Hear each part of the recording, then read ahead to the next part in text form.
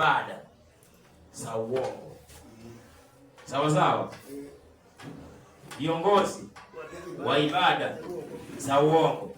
Na huyu kiongozi ana manabii wake wenye anafundisha. Huyu Jezebel. Na Mungu pia ana wachungaji wake wenye amefundisha. Sasa kinyang'anyiro kinaanza kwa wachungaji wenye hapa wenye Mungu amefundisha na wenye Jezebel amefundisha. Hiyo ndio gonzo basi tuko nayo leo. Sasa Jezebel, kwa sababu tushakundua Elijah kwamba ni watu ambao watasimamia ukweli siku za mwisho, wanaambia watu kwamba watoke katika system ambayo inaongozwa na wafalme wa dunia na ambayo inaongozwa na Jezebel. Kwa mfano, si wafalme wa dunia walisema watu watunge shindano ya corona, si ndio? Lakini watu wa Mungu hawakubali. Nani anatunga sheria? Jezebel. Anapotunga sheria, kwa sababu wa kwanza kusini hao ni wafalme, anaambia wafalme pelekeni, mwambie watu. Na wale watu wenye wanaambiwa ni watu wa Mungu, watu wa Mungu. Lakini wale ambao watamsikia Elijah hawatatungwa. Wale ambao watawasikia manabii wa huyu watatungwa. Naona? Sasa I think tunamtambua hapa. Jezebel hatujamtambua kwa jina, si ndio? Tulisema Jezebel wa zamani si mwanamke. Lakini mwanamke katika saa hii, katika masa ya unabii si kanisa. Sasa hilo kanisa limezini na wafalme na limetengeneza sheria. Sile sheria ambayo limetengeneza kwanza zinapita kwa Ahabu. Zinapita kwa Ahabu, yani wafalme wa dunia. Manabii wa uongo wanaongoza na huyu. Wa Protestanti wenye wameasi wanaongoza manabii wa Ashera na Wabahari. Umeona tuko katika hiyo system saa hii watu wa Mungu tunapita huku, wanatuhangaishia huku, tunapita na huku, tunapita na huku. Kwa sababu ya sheria za huyu mwanamke. Sasa lazima tuambie watu dhambi ya Jezebel, tuambie watu dhambi ya Ahabu. Lazima tuambie watu dhambi za wafalme. Hapa Kenya kuna mfalme. Lazima tuambie watu dhambi za wafalme. Vile Yohana Mbatizaji alipotaja dhambi ya Herode. Vile Elijah alipotaja dhambi ya Ahabu. Mpaka tutaje dhambi za Ahabu. Watu wajue kwamba Ahabu yenye tuko nao leo sio wa Mungu, wanaongozwa na nani? Na Jezebel. Unajua nisikia mahali pengine mtu anasema Seventh Day Adventist ilikuwa kanisa la Mungu. Ni kweli kabisa. Na hao ndio Waisraeli. Sasa kiongozi wao David Wilson ama mwenye hapo saa hii, huyo ni Ahabu. Kaambia wewe, kienda kwa hiyo itakuwa shida. Naambia, nikamuuliza swali. Ahabu alikuwa secular leader ama alikuwa kiongozi wa ibada? Kwa sababu yeye anasema Ahabu ni kiongozi wa wapi? Wa SDA. Sasa swali, Ahabu alikuwa secular leader ama alikuwa kiongozi wa ibada? Secular. Na alipokuwa secular leader, alikuwa anaongoza watu wa Mungu? Watu wa Mungu. Kila unajua wana wa Israeli wenyewe walipotaka Mungu akasema si sawa. Chakulie. Ndio vile Waarabu wenyewe wanaongozwa na Muhammad. Mungu mwenyewe aliwaruhusu, lakini mimi siko. Naona tumetambua Ahabu secular leaders. Mzee Ahabu ni secular leaders. Ahabu wa zamani anawakilishwa leo na viongozi wa kitaifa ama secular leaders. Jezebel wa leo tunamjua ni kanisa la Kirumi ambalo linapeana sheria kwa viongozi. Sasa tatizo, huyu mwanamke anabomoa ibada, anabomoa uongozi wa dunia. Ahabu Jezebeli wa Samaria. Sasa alikuwa anaingia kanisa. Sasa alikuwa anaingia uongozi wa kidunia dunia. Hivyo hivyo huyu pia tunafanya siku za leo. I think hiyo ndio kipengele ambacho nilikuwa nimebakisha wakati nilikuwa nazungumzia Elijah wa siku za mwisho. Na lazima tungemtaja Jezebeli, lazima tutaje Ahab. I think hapo si hapo mambo yako sawa. Sawa. Kuna swali hapo ndio mzee? Iko.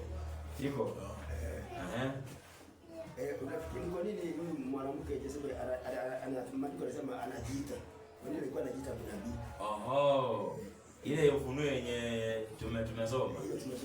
Unajua mbona yeye anajifanya kwamba yeye pia anajua Mungu. Okay. Anajifanya si hata anamjua. Anajifanya anamjua. Kwa kule kujifanya analinganishwa na watu wa Mungu. Na watu wa Mungu ukizungumza katika Israeli ya zamani, manabii waliongoza watu wa Mungu kumjua Mungu. Sasa huyu Jezebeli anajifanya yeye nabii, atia anaongoza watu wa Mungu kumjua, kumbe anawapoteza. Hiyo ndio maana anasema ajiitae nabii. Na yeye pia anafundisha.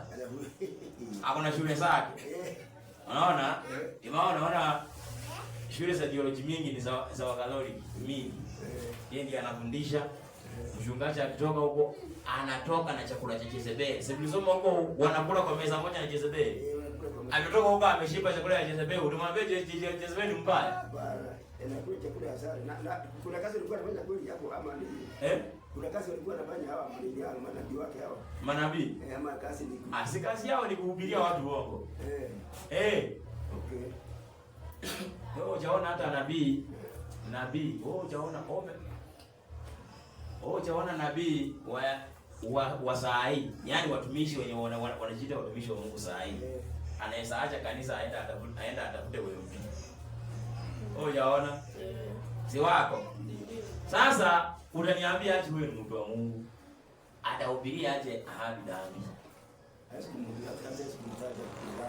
Hawezi mpeleka anataka kasi kwake. Hawezi. Ndio maana hiyo kasi kapewa Elijah. Elijah anapokuja mpaka tuwe hao manabii wa bahari hao. Tuwe ujumbe wao na mama yao. Lakini uzuri Mungu alisema nimempea muda ili atubu. Lakini hajatubu. Kuna bigo si la ngapi? Bigo linakuanga la ngapi? La 6. Bigo la 6. Ndio. Ni bigo la 5. Yenye yule malaika anamimina kitasa kwenye ufalme wa yule mnyama. Ni bigo la 5. Si Mungu alikuwa analipisha. Sasa alisema nimempa muda ili atubu. Lakini hajatubu. Nitawaangamiza yeye pamoja na watoto wake. Sasa Mungu katika mapigo 7. Naona ufalme wa Jezebeli umewekea mapigo yao kando. Naona haipingi hapo yako sawa. Na kuna jambo ambalo nilikuwa pia nataka tuangalie jioni ya leo kabla tujaingia huko. Nilikuwa tuangalie sanamu ya mnyama, si ndio? Sanamu ya mnyama ni nini kwanza watu wa Mungu? Sanamu, ukisikia sanamu. Najua katika Israeli Mungu alisema usichonge sanamu. Na katika wakati wa kina Danieli Nebukadneza akasimamisha sanamu, si ndio? Kama Nebukadneza, unajua Nebukadneza pia ni kiongozi wa dunia.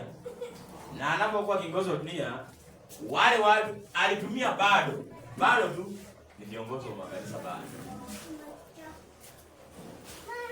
Naona? Sasa tushaona sanamu. Mungu alisema usichonge sanamu yenye kitu chochote.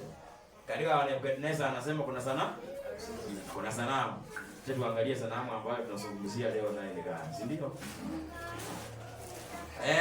Msomaji. Ndio. Usaidie 17.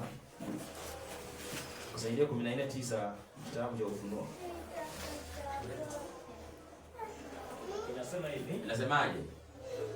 Na mwewe kwa akili Nebukadneza alisemesha sanamu, si ndio? Mwewe kwa akili hiyo. Na ile sanamu si waliinamia. Lakini watu wa Mungu hawakuinamia. Hawakuinamia. Wacha tuangalia sanamu ambayo inatuhusu leo ni kwa sababu ile ilikuwa literal image, si ndio? Sasa tuangalia spiritual image. Soma mwalimu wangu. Inasema hivi. Inasemaje? Na mwingine malaika watatu akawafuata akisema kwa sauti kuu. Anasemaje? Mtu awaye yote akimsujudu huyo mnyama. Mtu awaye yote akimsujudu huyu mnyama na sanamu yake na kuipokea chapa katika kipaji cha uso wake. Uso wake. Tumetajiwa sanamu na chapa, si ndio? Ndio. Image na nini? And the mark of the beast.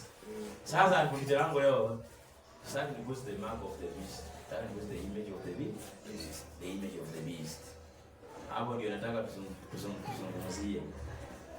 Ukipokea yani kuna yale maneno yamechanganya watu. Kwanza msomaji nisaidie kitabu gani hiyo? Nisaidie kwanza 15 MR 15.3 15 MR 15.3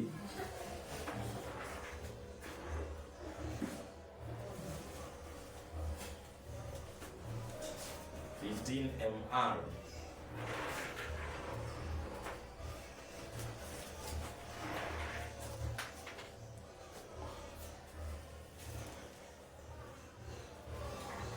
Umeipata?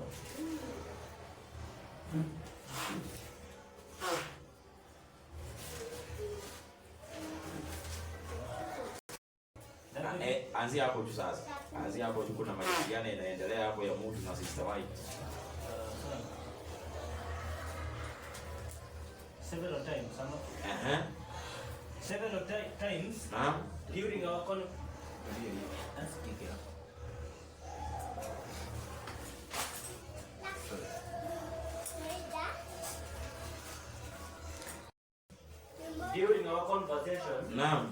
in which you become very much in earnest, you repeated the sentence, oh consistency, thou art a jewel, I repeat the same, decided force to you.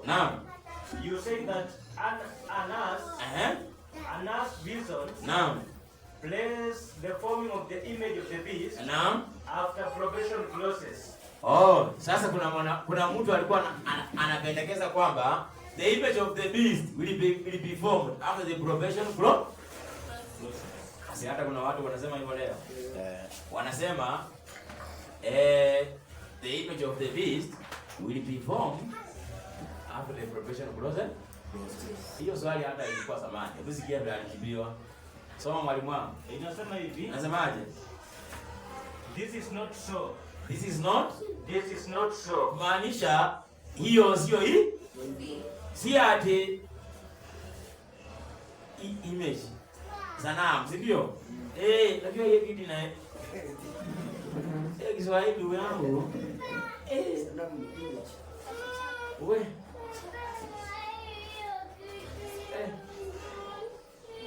Sanamu.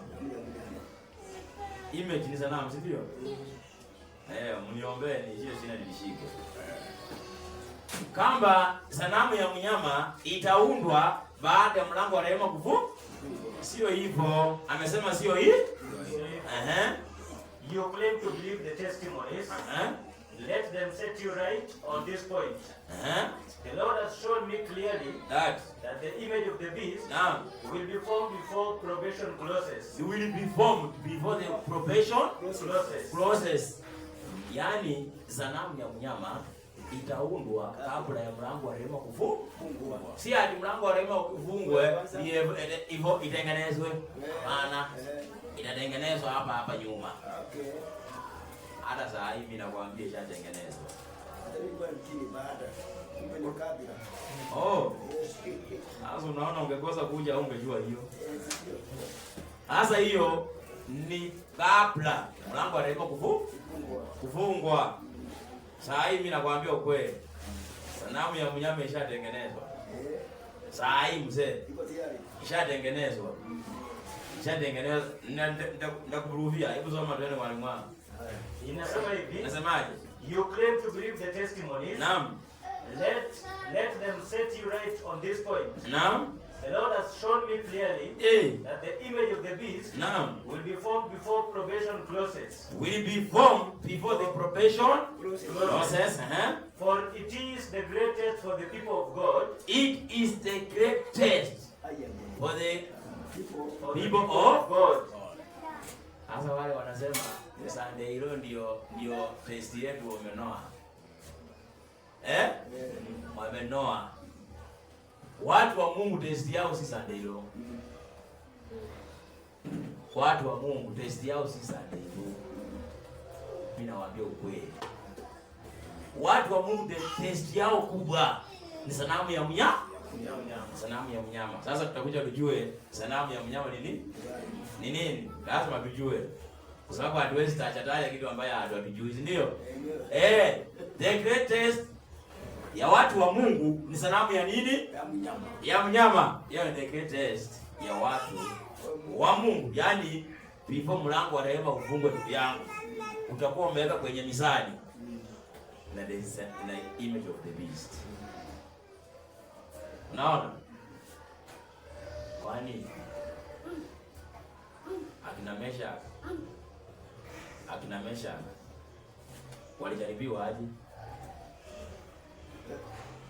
Kwa kuisujudia sanamu ambayo Nebukadneza atengeneza.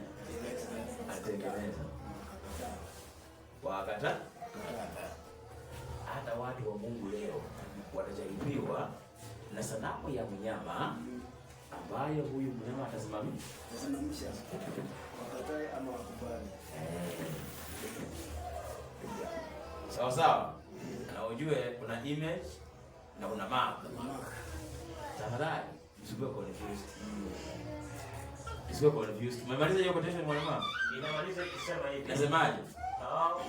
For it is to be the greatest for the people of God, by which their eternal destiny will be decided. For which their eternal destiny will be decided. Maisha yenu naitwa aje? Yaani uzima wa milele unajaribiwa katika sanamu ya mnyama. Sanamu ya mnyama. Either ukipatikana huko itakuwa balaa. Ndio? Hebu kama itaisha maliza mwalimu. Inamaliza ikisema, inasemaje? Your position is such a jungle of inconsistencies that but few will be deceived. And few will be deceived. Anga tushaangalia tukaona kwamba sanamu ya mnyama itajengwa ama itasimamishwa kabla ya mlango wa rehema kufungwa. Sasa hii sanamu ya mnyama ni mwalimu wangu. Ndio. Saidia 7 PC 979.12. 7 PC Bible Commentary Volume 7 page 979 paragraph number 12. 7 PC 979 paragraph 12.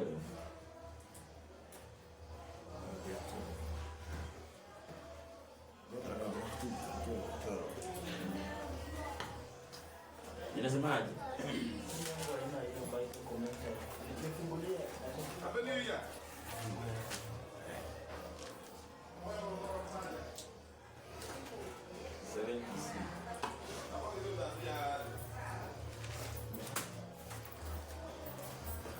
Mungu ako naye.